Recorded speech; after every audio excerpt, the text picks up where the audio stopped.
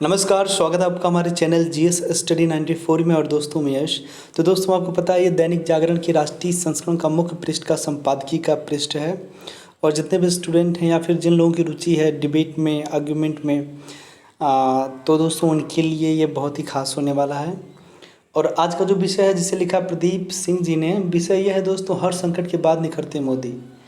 तो बता दें, ऐसी तमाम तरह की चुनौतियां सामने आई हैं मोदी जी के सामने। फिर उसके बाद जिस चतुराई और जिस कूटनीतिक से वो चीज़ों को हल करते हैं, वो हम भारतीयों को गर्व करना चाहिए उनके इस डिप्लोमेसी पर। तो आप देख सकते हैं, चाहे डोकलाम जैसा मुद्दा रहा हो, चाइना जैसे देश के साथ तकरीबन 1.5-2 महीने चला, उसके बाद चाइना जैसे देश को बैक फुट पर आना पड़ा। और आज वही स्थिति फिर है गलवान घाटी को लेकर। जिस तरह से 1.5-1 महीने से पूर्वी लद्दाख में स्थितियाँ काफ़ी संवेदनशील हो चुकी थी। कुछ लोगों को यहाँ तक अंदाज़ा हो गया था कि हो सकता है जिस तरह से जिस धोखेधड़ी के साथ चाइना के जो कह सकते हैं आर्मी वाले थे, हमारे देश के शहीदों को घात लगा के मारे हैं, उसके बाद यही कहा जा रहा था कि बहुत बड़ा युद्ध होने वाला है। पर दोस्तों किस चतुराई और किस कूटनीति के बल पर हमारे देश के शासनाध्यक्ष ने पूरी तरह से इसे पीछे कर दिया है, तो उसके बाद आज हम देखेंगे। ठीक है, तो यहाँ पे देखिए लिखा है, पिछले 6 साल में चीन को दूसरी बार मुंह की खानी पड़ी है। पहले डोकलाम और अब लद्दाख में वास्तविक नियंत्रण रेखा पर भारत का इस बार का प्रहार पिछली बार से कहीं ज़्यादा घातक है। तो दोस्तों आपने देखा होगा कि जिस तरह से डोकलाम जैसे मुद्दे पर तमाम तरह की खींचातानी चली थी, ऐसा प्रतीत होता था कि चाइना अगर इसे लेने की फिराक में है तो फिर भारत जैसा देश, जिसका नेतृत्व कर रहे हैं हमारे देश के यशस्वी प्रधानमंत्री श्री नरेंद्र मोदी, पीछे नहीं हटेंगे और ईंट का जवाब पत्थर से देंगे। सरकारों के बदलने से फौज की ताकत में कमी या बढ़ोतरी नहीं होती, पर शीर्ष नेतृत्व यानी प्रधानमंत्री पद पर बैठे व्यक्ति की दृढ़ इच्छा शक्ति से उसका मनोबल कई गुना बढ़ा देती है। तो दोस्तों हमें आपको एक चीज़ बता दूं, जिनेवा संधि के तहत क्या होता है, यदि किसी देश के सैनिक को किसी दूसरे शत्रु देश के सैनिक के द्वारा यदि बंधक बना लिया जाता है तो जिनेवा संधि के तहत उसे रिलीज़ किया जाना भी पड़ता है। पर दोस्तों ऐसे तमाम तरह के हमारे सैनिकों को पाकिस्तान वाले उठा ले गए, सर काट के फेंक दिए, मतलब बहुत क्रूरता किया हमारे देश के सैनिकों के साथ। पर दोस्तों आपको याद होगा वो वाक़या, वो घटना जब एयर स्ट्राइक हुआ था, उसमें हमारे देश के जो अभिनंदन जी थे पूरी तरह से पाकिस्तान के बॉर्डर पे चले गए थे। उसके बाद पाकिस्तानी आर्मी उन्हें उठा ले गई थी, तमाम तरह के टॉर्चर भी किए। पर दोस्तों हमारे देश के प्रधानमंत्री ने कहा कि यदि कुछ समय में जितना भी उन्होंने टारगेट रखा था, 1 हफ्ता, 5 दिन, 6 दिन, अगर इतने में रिलीज़ नहीं करता पाकिस्तान तो हम बड़ी कार्रवाई करेंगे। उसके बाद देखिए होंगे इमरान खान ने हमारे देश के सैनिक को उन्हें छोड़ना पड़ा। तो ये होनी चाहिए। ठीक है, 15 जून की रात गलवान घाटी में हमारे 20 फौजी शहीद हुए, लेकिन वे चीनी सेना को जो सबक सिखा गए वह उसे वर्षों तक याद रहेगा। भारत ने जवाब केवल फौजी ताकत से ही नहीं, अर्थनीति और राजनयन से भी दिया। इसके बावजूद देश में एक रुदाली ब्रिगेड है जो सवाल पर सवाल पूछ रही हैं। सवाल पूछने में कोई हर्ज नहीं है, लेकिन सवाल पूछने वाले को विषय की जानकारी तो होनी ही चाहिए। जहां जानकारी मिल सकती वहां वे जाते नहीं। राहुल गांधी संसद की रक्षा मामलों की स्थायी समिति के सदस्य हैं। इस लोकसभा में उसकी 11 बैठकें हो चुकी हैं, वे किसी बैठक में नहीं गए। सेना इस समिति के सदस्यों को लेकर लद्दाख भी गई थी, राहुल उसमें भी नहीं गए। सवाल है कि राहुल जानकारी से भागते क्यों हैं। मशहूर ब्रिटिश मनोवैज्ञानिक नॉर्मन फ्रैंक डिक्सन ने सैन अक्षमता के मनोविज्ञान पर 1976 में छपी अपनी किताब में लिखा है, नेतृत्व की नाकामी की सबसे सामान्य वजह बेताबी होती है। अक्षम नेता अक्सर नई जानकारी से बचते हैं क्योंकि वह उनके दृष्टिकोण में बदलाव ला सकती है। तो आपने देखा होगा कि दोस्तों जिस तरह से हमारे देश के जवानों के साथ बर्ताव किया गया, कुछ विपक्षी नेताओं के द्वारा, कुछ विपक्षी मीडिया के द्वारा तमाम तरह के आरोप लगाए गए हैं कि हमारे देश की जनता को गुमराह किया जा रहा है। कुछ बातें जिसे सार्वजनिक करने की आवश्यकता पर सार्वजनिक नहीं किया जा रहा है। सोचिए, इतना संवेदनशील मामला होने के बाद क्या आपको लगता है कि ऐसे मुद्दों को देश के सामने रखना चाहिए? देश के सामने रखा जाएगा, पर जब वो जो कंट्रोवर्सी चल रही वो ख़त्म हो जाएगी तब। अभी पहले से बता दिया जाए तो आपको पता है हमारे देश में पाकिस्तान और चाइना परस्त मानसिकता के लोग हैं, और जो सारा डेटा, जो सारी इन्फॉर्मेशन शत्रु देश को पहुंचा सकते हैं, उसके बाद तमाम तरह की पीड़ा का सामना कर सकता है हमारे देश को। दृष्टिकोण बदलने का मतलब यह मानना होगा कि पहले गलत थे। राहुल गांधी ऐसे ही किसी मनोरोग से ग्रस्त जान पड़ते हैं। सर्जिकल स्ट्राइक हो या एयर स्ट्राइक हो, राफेल की खरीद हो या चीन के साथ संघर्ष, आपको एक पैटर्न दिखाई देगा। मैं तमाम उन लोगों से पूछना चाहता हूं जो लोग सर्जिकल स्ट्राइक पर सवाल उठा रहे थे। लोग कह रहे थे कि खून की दलाली की जा रही है, लोग सवाल कर रहे थे किस तरह से झूठ गुमराह किया जा रहा है देश की जनता को। एयर स्ट्राइक में भी यही किया गया। फिर बाद में पाकिस्तान जैसे देश ने इस चीज़ को एक्सेप्ट किया कि भारत जैसे देश की जो आर्मी है, जो एयर स्ट्राइक हुआ तो उसमें एक विशाल जान माल का नुकसान हुआ था पाकिस्तान का। पर हमारे देश के जो बुद्धिजीवी हैं उनको बुद्धिजीवी न करके मंद बुद्धि कहें तो ज़्यादा अच्छा है, क्योंकि ये खाते पीते सारी शान शौकत तो भारत की है, पर दोस्तों ये काम करते हैं शत्रु देश के लिए, एक उकसाने का जो काम करते हैं। उसके बाद है आश्चर्य। रजनीश ने कहा था, अच्छा आदमी बुरे आदमियों के लिए बहुत अपमानजनक है, अच्छे का होना उसे बर्दाश्त नहीं होता। प्रधानमंत्री मोदी के साथ भी ऐसा ही हो रहा है। उन्हें समाज के सामूहिक हित में ही अपना हित नज़र आता है, क्योंकि उनका अपना कोई निजी हित नहीं है। उन्होंने बुरे लोगों की साठगांठ को छिन्न भिन्न कर दिया। उन्होंने 6-7 दशक से चल रही है रवायत की ईमानदारी, सत्यनिष्ठा और सुधार की बात करते रहे, लेकिन लूट खसोट, बेईमानी और झूठ की विष बेल को सींचते रहो बंद कर दी है। इस रवायत को चला रहे लोग ही मोदी के खिलाफ झूठ प्रपंच और अपप्रचार का अभियान चलाने में लगे हुए हैं। दोस्तों कहना नहीं चाहिए, पर हमारे देश के जो संवैधानिक पदों पर विराजमान है उन्हें चोर कहा गया, दलाल कहा गया, माँ बहन की गालियाँ दी गई। मतलब ऐसे ऐसे कीचड़, ऐसे ऐसे आरोप प्रत्यारोप लगाए गए हमारे देश के प्रधानमंत्री के ऊपर। याद है हमारे देश का प्रधानमंत्री चोर है, फलाना है, ढिकाना है। मतलब उसके बाद जब जांच पड़ताल की गई राफेल जैसे मुद्दे पर, तो बाद में पता चला कि ऐसा कुछ भी नहीं हुआ था। तो क्या ऐसे लोग, जिन लोगों ने सार्वजनिक मंचों पर जाकर देश के प्रधानमंत्री के ऊपर तमाम तरह के आरोप प्रत्यारोप मढ़े थे, क्या वो लोग सार्वजनिक मंचों के माध्यम से माफ़ी मांग सकते हैं? सोचिए, आजकल ये विपक्षी चाहे नेता लोग हैं, चाहे कुछ ऐसे गिने चुने पत्रकार हैं जिन्हें लगता है कि विपक्ष का काम आजकल मैं ही कर रहा हूँ और शत्रु देश का जो एक तरह से फंड रिलीज़ किया जा रहा है, उनको दिया जा रहा है, वो काम मैं ही कर रहा हूँ। पिछले 6 साल से यह सिलसिला आबाद रूप से चल रहा है। फिर चीन से सीमा पर तनातनी के मामले में यह क्यों ना हो? क्या फ़र्क पड़ता है अगर इससे चीन को फ़ायदा मिलता हो? शायद इसी वर्ग के लिए गोस्वामी तुलसीदास लिख गए हैं, पर अकाज लगी तनु परि हर रही, जिमी हिम उपल कृषि दल गरही। अर्थात यह कि दूसरे का काम बिगाड़ने के लिए खुद को नष्ट कर देंगे, जैसे ओले चाहे खुद गल जाएं पर फसल को चौपट कर देंगे। सोचिए, कुछ लोग ऐसे हैं दोस्तों, यदि आप उनसे लड़ने की चेष्टा करें, उनसे बात करने की चेष्टा करें, वो इतना नंगे हैं कि उनका स्तर इतना नीचे गिरा देंगे ना, वो एक बार भी नहीं देखेंगे आपकी क्या इज्जत। तो ऐसे लोगों से बच कर रहिएगा। जो कीचड़ में है, यदि आप उससे लड़ने की ठान रहे हैं या ऐसा किसी प्रकार का मन बना रहे हैं, तो सावधान हो जाइए, क्योंकि कीचड़ में जो व्यक्ति होगा वो पहले से कीचड़ में, उसे किसी प्रकार का सम्मान मान का कोई मतलब नहीं है, वो आपके ऊपर भी कीचड़ ही कर देगा। गल जाना ओला की नियति है, पर वे नहीं जानते कि इस फसल की प्रकृति ज़रा अलग है, वह ओलों से नहीं गलती।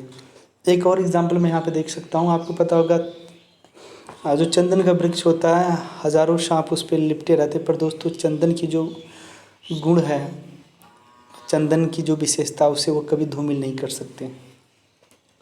गुजरात के मुख्यमंत्री से प्रधानमंत्री तक के नरेंद्र मोदी के सफ़र में एक बात प्रचुरता से नज़र आती है कि हर संकट के बाद वह और निखर कर सामने आते हैं।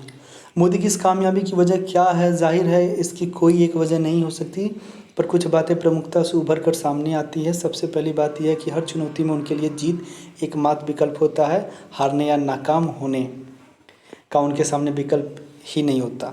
एक चीज़ आपको विश्लेषण करना चाहिए कि तमाम तरह के आरोपों के बाद जब मोदी जी क्षमता नेतृत्व करते हैं तो एक बार फिर निखर कर आते हैं।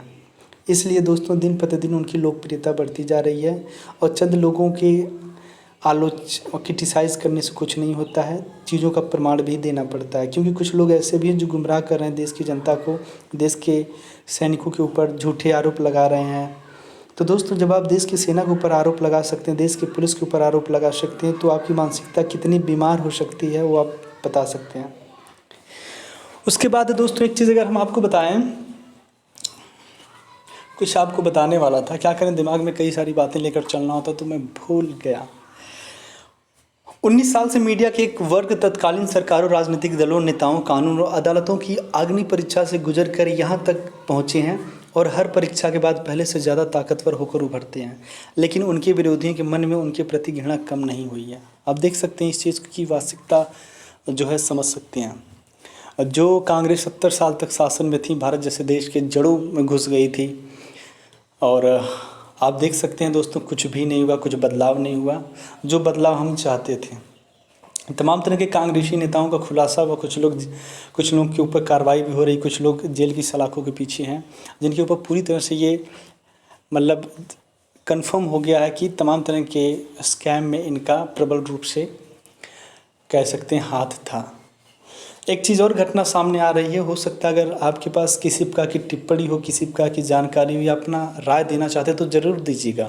यदि आप पढ़ाई लिखाई कर रहे हैं तो दोस्तों राय देने में क्या हर्ज है। मैं चीज़ों को देखता हूँ, सुनता हूँ, महसूस करता हूँ, अच्छा लगता है। ठीक है, ऐसे कई लोग हैं जो राय देते हैं। एक नीतीश जी करके, एक पाई ब्लॉग करके हैं, नागर एकेडमी है, रूपम कुमारी जी हैं, सुमन जी हैं, ऐसे कुछ लोग हैं जिनका जो लेख होता है, जिनकी बातें होती हैं, काफ़ी अच्छी लगती हैं। पता है आपको, पाकिस्तान में शायद इस्लामाबाद में एक कृष्ण मंदिर का निर्माण किया जा रहा था, पर दोस्तों वहाँ के जो मौलवी हैं, एक तरह से कह सकते हैं जो इस्लाम जैसे पवित्र धर्म का कहते हैं कि हम प्रतिनिधित्व कर रहे हैं, पर हमारे पास एक वीडियो आया था। उस वीडियो में जिस प्रकार से वहाँ पे हिंसा भड़काने की कोशिश की जा रही है, वहाँ पे कहा जा रहा है कि यदि यहाँ श्री कृष्ण मंदिर बना तो हम आग लगा देंगे, काफिरों को फूंक देंगे, क्योंकि एक माइनॉरिटी जो है, जो अल्पसंख्यक के रूप में देखा जाता है पाकिस्तान के अंदर, चाहे हिंदू हो चाहे सिख हो, ठीक है, उनको बहुत ही प्रताड़ित किया जाता है। तो हमारे भारत देश के जो भी मुसलमान हैं उनके लिए आगे आना चाहिए। देखिए, रिलीजन जो होता है ये एक तरह से बेहतरी के लिए होता है, जिसमें आप कंफर्ट महसूस करते हैं उस रिलीजन को अपनाइए। पर दोस्तों कभी भी किसी का धर्म नहीं कहता कि आप इनकी पूजा मत करें, उनकी पूजा ना करें। जब जो बंदा हिंदुत्व से बिलोंग करता है, हिंदू रिलीजन से ताल्लुकात रखता है, तो किसकी पूजा करेगा? क्या आप अपने देश में एक मंदिर तक नहीं दे सकते हैं? ये जो सारी चीज़ें वैश्विक स्तर पर जाकर पूरे देश के सामने आ रही कि पाकिस्तान एक ऐसा देश है जहाँ पर किस प्रकार से अल्पसंख्यकों को प्रताड़ित किया जाता है। यही कारण था कि जो CAA को लेकर हमारे देश के गृह मंत्री जी ने चीज़ों को अमल किया कि किस प्रकार से जो हमारे पड़ोसी मुल्कों में हमारे जो हिंदू हैं या फिर जो माइनॉरिटी में आते हैं, जो तमाम देशों में जो प्रताड़ित हैं, उनको हम यहाँ शरण दें। व्यक्ति कोई निजी स्वार्थ नहीं होता, वह हर समय समाज के स्वार्थ से जुड़ा होता है। मोदी की यह दूसरी खूबी है जो उन्हें ऊर्जा देती है। उनकी तीसरी ताकत यह सोच है कि इतनी शक्ति अर्जित करो कि अवसर का लाभ उठा सको। उन्हें शक्ति मिलती है संगठन के सामूहिक प्रयास से। एक तरफ चीन से सीमा पर विवाद चल रहा था तो दूसरी ओर उनके विरोधी बर्छी भाले लेकर उन पर पीले पड़े थे। उस समय वे भाजपा नेताओं कार्यकर्ताओं से कोरोना महामारी में लोगों की मदद में किए गए काम को लेखा जोखा ले रहे थे। इस तरह से वही व्यक्ति काम कर सकता है जो आत्मविश्वास से लबरेज हो, जिसमें देश के प्रति एक निष्ठा भाव हो और देश की क्षमता पर भरोसा हो। मैं ये नहीं कहता कि आप किसी भी प्रधानमंत्री, किसी भी योजना, किसी भी सरकार का क्रिटिसाइज़ मत करिए, आलोचना मत करिए।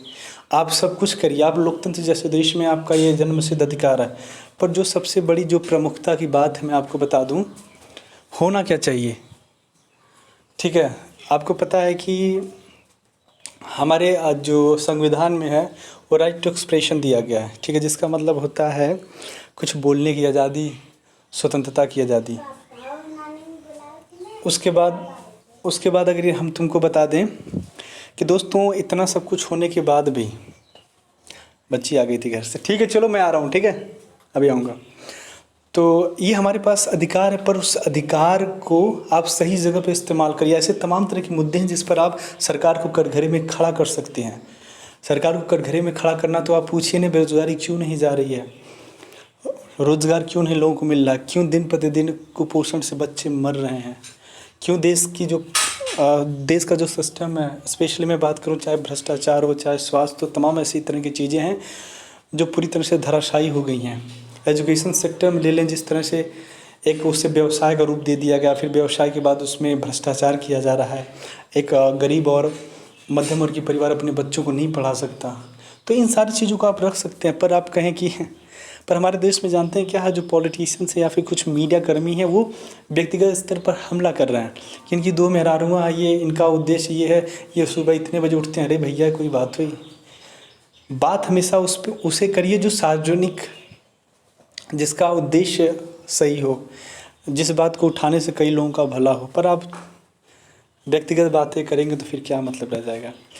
यही वजह है कि फ़ौज की हौसला अफजाई के लिए वे स्वयं ले पहुंच गए। उनकी लेह यात्रा पर भी भाई लोग सवाल उठाने से नहीं चूके। उनकी यह यात्रा फ़ौज का मनोबल बढ़ाने के लिए ही नहीं थी, ये बताने के लिए भी थी कि देश की सरकार सेना के शौर्य को सलाम करती है।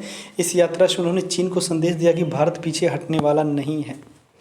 ले जाकर मोदी ने दुनिया को भी संदेश दिया कि यह नया भारत है जो विस्तारवादी ताकतों के सामने चट्टान की तरह खड़ा है। इसका असर चीन और दुनिया दोनों पर पड़ा। जिस तरह तमाम देशों का भारत को समर्थन मिला, वह चीन को परेशान करने वाला है। दुनिया में मोदी की छवि का अंदाज़ा लगाने के लिए व्हाइट हाउस के पूर्व चीफ स्ट्रेटेजिस्ट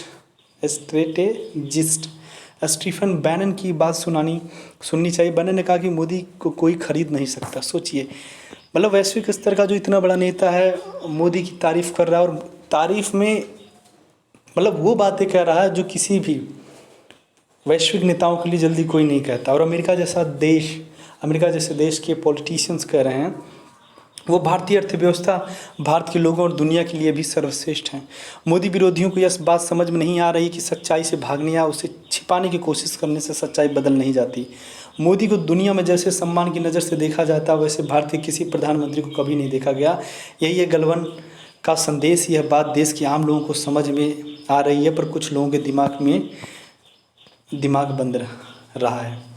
तो दोस्तों, आप देख सकते हैं कि वैश्विक स्तर का और इतने बड़े बड़े देश के जो शासनाध्यक्ष हैं, वहाँ के पॉलिटिशियंस हैं, मीडिया हैं, मतलब कह रहे हैं कि आज तक भारत में ऐसा कोई प्रधानमंत्री नहीं आया।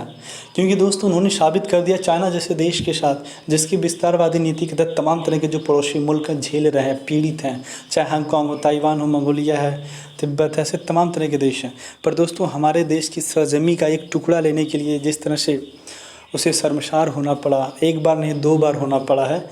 इसीलिए दोस्तों कहा जाता है ना कि दुनिया उसे सलाम करती है जिसका उद्देश्य होता है लोगों की सेवा। ठीक है, व्यक्तिगत सेवा नहीं, लोगों की सेवा।